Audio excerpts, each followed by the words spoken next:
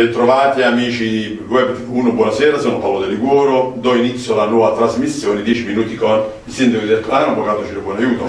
Non ci vediamo da un bel po', c'è stato l'intervallo estivo, ma oggi 3 ottobre riprendiamo regolarmente la nostra diretta. Bene sindaco, io ho una serie di domande che le devo porre a nome dei nostri cittadini, anzi io chiedo sempre di essere piuttosto precisi nel porre le domande e dare anche nome e cognome. Però cominciamo subito con una prima domanda che ci viene posta dal signor PS53, non si è filmato, è un cittadino della zona contrada Casacampora che si lamenta delle condizioni igienico-sanitarie da monte a valle per quanto riguarda la zona di Casacampora. Lo invita a fare un sopralluogo. Dottore, innanzitutto buonasera a tutti. Ci sono stato lunedì a via Casacampora, ci sono stato lunedì perché c'è un cittadino che con molto garbo mi ha mandato un messaggio che mi ha imbarazzato, un messaggio molto dignitoso, un grido d'allarme, in cui mi diceva che erano abbandonati dei rifiuti solidi da settimane. Sono andato personalmente con un rappresentante dell'azienda che raccoglie rifiuti, perché è assurdo che una zona della città, seppur non centrale, dove insiste una scuola, debba stare in quelle condizioni. Dobbiamo dire che questo è un momento di difficoltà per via Casacampora, perché tra le altre cose stanno facendo delle verifiche al ponte della Circumvesuviana, quindi in questo momento è chiuso al traffico una parte di quella strada. In ogni caso è un problema che va risolto. Ercolano merita dignità e non è giusto che ci siano dei rifiuti abbandonati. Però colgo l'occasione per dare anche una bella notizia che riguarda via Casacampora. Qualche settimana fa c'è stata l'autorizzazione da parte della sovrintendenza per quanto riguarda i lavori di riqualificazione di via Casacampora. Finalmente quello che è un progetto che ascoltavamo da anni diventerà realtà. Via Casacampora sarà riqualificata, sarà allargata, ci saranno dei marciapiedi, sarà implementata l'illuminazione, insomma riusciremo a dare dignità ad una strada che fino adesso ha ricevuto soltanto promesse. E quindi questa è una buona anticipazione. E dopo che le fogne saranno realizzate nel quartiere di San Vito, si penserà a dotare dell'impianto fognario anche la zona di via Casacampora. Insomma, mi scuso perché anche se non è colpa del sindaco, è giusto che il sindaco si assuma sulle proprie spalle la responsabilità dell'immondizia per strada, lì dove spesso però gli incivili sono più veloci di chi la raccoglie. Però sindaco, io su questo tema dell'immondizia le dico la verità, ho una marea di segnalazioni, non gliele posso dettare tutte, anzi dopo le riassumiamo in un'unica domanda, ma sembra che sono tante le zone di Ercolano dove non è avvenuta la rimozione. Questa è una cosa che bisogna risolvere. Allora, questo è un momento particolarmente delicato per quanto riguarda l'emergenza rifiuti, perché ne abbiamo parlato prima dell'estate tante volte, ci sono dei ritardi dovuti alla manutenzione al termovalorizzatore di Acerra. In ogni caso il problema è legato a tante concause, qualche cittadino un po' più incivile, l'azienda che spesso non fa il suo dovere, tanto è vero che ci sono state delle sanzioni importanti a carico di questa società. Qualcuno mi ha anche detto: perché se l'azienda non fa il proprio dovere non viene risolto il contratto? Non serve un giurista per capire che un contratto da circa 600.000 euro al mese non può essere risolto sic et simpliciter. Tra le altre cose il dirigente ha valutato anche queste ipotesi. Insomma, noi non vogliamo essere schiavi di nessuno. Se ci dovessero essere le condizioni arriveremo finanche alla risoluzione del contratto. Abbiamo provato a parlare con l'azienda, con i dirigenti che, devo dire, hanno dimostrato anche grande volontà. Però quello che è successo a Casacampora in queste settimane grida vendetta e io personalmente farò di tutto e delle mie possibilità per fare in modo che tutte le zone della città abbiano dignità. Però sindaco, come questo cittadino PS53 non si firma, abbiamo una bella denunzia della signora Adriana Flauto che invece in un'altra zona di Ercolano, la zona, eccola qua, strada via D'Antonio Servo di Dio, ex via Viola, dove in pratica lei addirittura è portatrice di una segnalazione, di una denuncia di tutti gli abitanti del parco Poggio dei Pini. Sembrerebbe addirittura, qua c'è un dettaglio molto specifico, che il giorno 10 settembre 2019 alle ore 8 consuma stupore per tutta la pappardella che non ne so leggere. Comunque sembrerebbe, questo lo denunzia la signora Flauto, che c'erano addirittura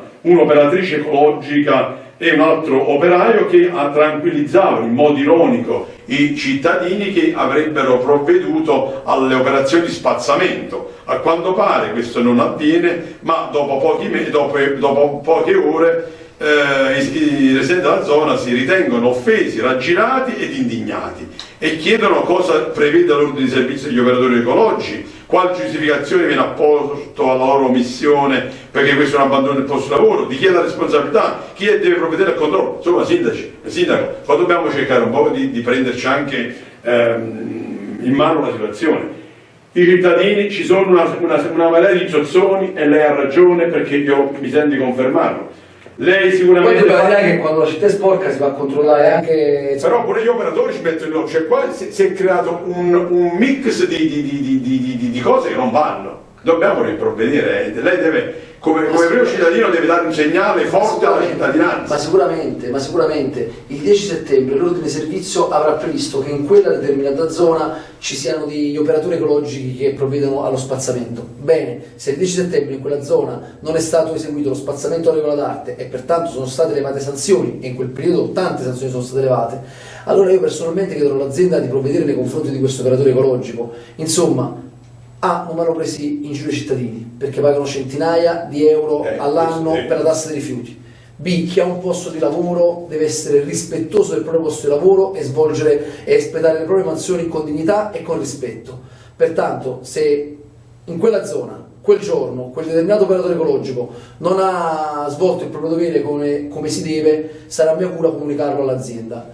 Poi chiedo alla signora, non ricordo il nome. Noi riportiamo denunce, questa è la signora Adriana, la faccio anche a me la denuncia la prossima volta, non c'è bisogno di farla in televisione o sui social, basta che mi mandano una comunicazione anche via mail alla mia posta, al mio indirizzo di posta elettronica istituzionale, e io tutte queste comunicazioni le inoltro al dirigente affinché verifichi presso l'azienda se l'appalto è stato rispettato. Comunque sicuramente quello della raccolta dei rifiuti è uno dei problemi che più attanaglia la cittadinanza in questo momento. Attanaglia il Mezzogiorno. Pensi che 2 giorni fa, martedì, il Corriere del Mezzogiorno pubblicava un articolo in cui ad Aversa i cittadini lanciavano per protesta i rifiuti per strada. È una forma di protesta che fa rumore, è una forma di protesta che io spesso capisco perché c'è esasperazione soprattutto nel centro storico, ma di certo è una forma di protesta che non produce nessun risultato se non un articolo sul giornale. Comunque Sindaco, cambiamo completamente argomento, perché sennò poi alla fine ci fossilizziamo su un tema che poi diventa noioso. L'abbiamo capito, il problema immondizia esiste e purtroppo lei come primo cittadino deve attivarsi per far sì che questa cosa si risolva. Ma c'è un altro tema che è molto caro ai nostri spettatori, quello della viabilità. La viabilità, qua c'è addirittura un comitato di cittadini, poi in particolare c'è un signore, certo Rosario Osiello, il quale lamenta sempre la viabilità nella zona della via panoramica, zona alta, si lamentano parcheggi selvaggi, assenza di controllo, parcheggi doppia fila. Questo, a prescindere da quello che dice questo signor Osiello, credo ci passiamo un po' tutti. C'è un pochettino di lassismo su questo tema. Le pattuglie di controllo, insomma ci vuole maggiore focalizzazione. Il controllo è importante, i vigili urbani fanno un lavoro difficile anche perché sono in pochi. Pensi che il nostro comando vigili è sottodimensionato, ci sono meno di 30 unità per 2 turni e per diversi settori.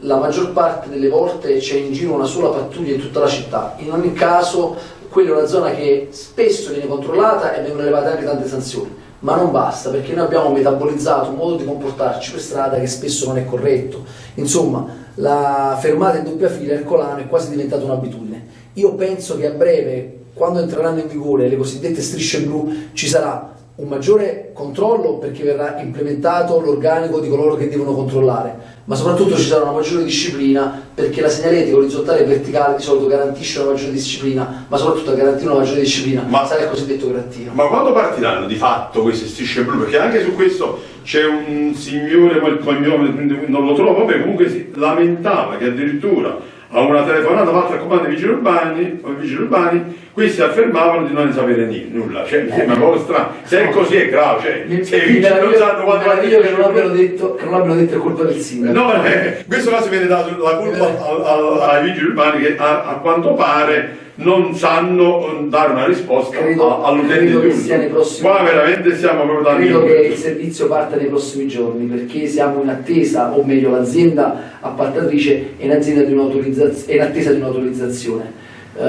Appena poco prima che parte il servizio noi andremo in giunta per deliberare circa tutte le offerte. Lei si è fatto un'idea più o meno? Io credo nel giro della quindicina di giorni, anche se è un'idea relativa perché non dipende da me e non conosco i tempi per ottenere quell'autorizzazione di cui ha bisogno l'azienda. Io immagino dalle rassicurazioni che ho avuto dal comandante dei vigili urbani che entro una quindicina di giorni possa partire anche a decollare il servizio, e quando partirà il servizio vedrà, dottore, che ci sarà un enorme polverone, una grande polemica, come se Torre del Greco e Portici o San Giorgio al Cremano potessero essere città ubicate sulla Luna. Ecco là, c'è una grande polemica. In realtà non c'è la mentalità della striscia blu, il problema è un altro. La striscia blu non è uno strumento che dobbiamo utilizzare per mettere le mani nella tasca dei cittadini. Le strisce blu sono uno strumento che dobbiamo utilizzare per limitare l'uso delle vetture, perché anche io quando da casa mia vado al comune prendo l'auto nonostante disti meno di 1 chilometro. La verità è un'altra, la verità è che noi, stante le strisce blu e il costo che comporta la striscia blu, dovremmo imparare a cambiare un po' di più a piedi lì dove c'è la possibilità. Ma lei ha previsto delle agevolazioni per gli abitanti? Come funzionerà? Se sono previste innanzitutto c'è un piano industriale che è andato in gara d'appalto. Questo piano industriale ha un quadro economico. Nell'ambito del quadro economico noi possiamo valutare delle agevolazioni. Per esempio va da sé che i residenti avranno delle agevolazioni, ovvero pagheranno nel quartiere in cui risiedono una cifra fissa per tutto l'anno. Quindi insomma sicuramente a breve verranno pubblicate tutte le opportunità che vengono offerte. Io per esempio ho chiesto all'azienda appaltatrice di offrire un'opportunità anche ai commercianti, perché mi rendo conto che i commercianti che hanno un dipendente e che magari non sono circolari, quindi non potrebbero avere l'agevolazione che hanno i residenti, affrontano una spesa. Quindi io immagino, mi auguro che l'azienda venga incontro a quelle che sono le mie richieste. I commercianti devono essere aiutati perché le strisce blu servono soprattutto a loro.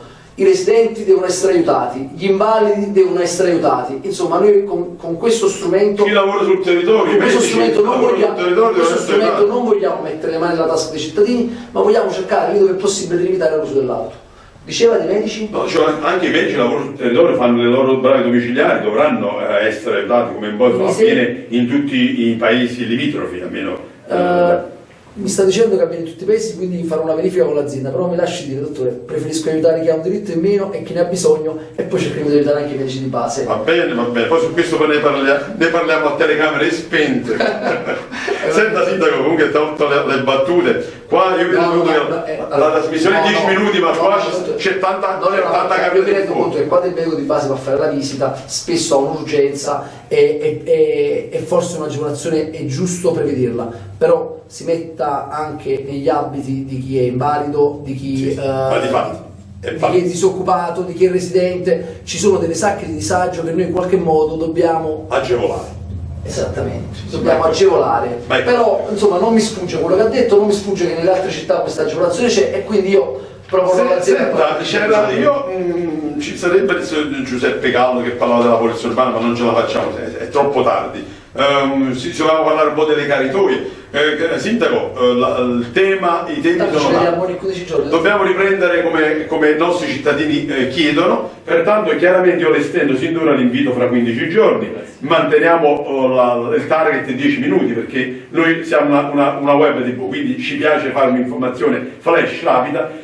Continueremo a discutere queste tematiche. Già il sindaco è divisivo, quindi non da tutti quanti, insomma, non è programmato da tutti in assoluto. Se però la trasmissione dura troppo diventiamo veramente sì, ma infatti tranquillizzo tutti i nostri amici che ci hanno scritto al nostro indirizzo, lo vedete sempre in sovraimpressione, la redazione @webtv1.it.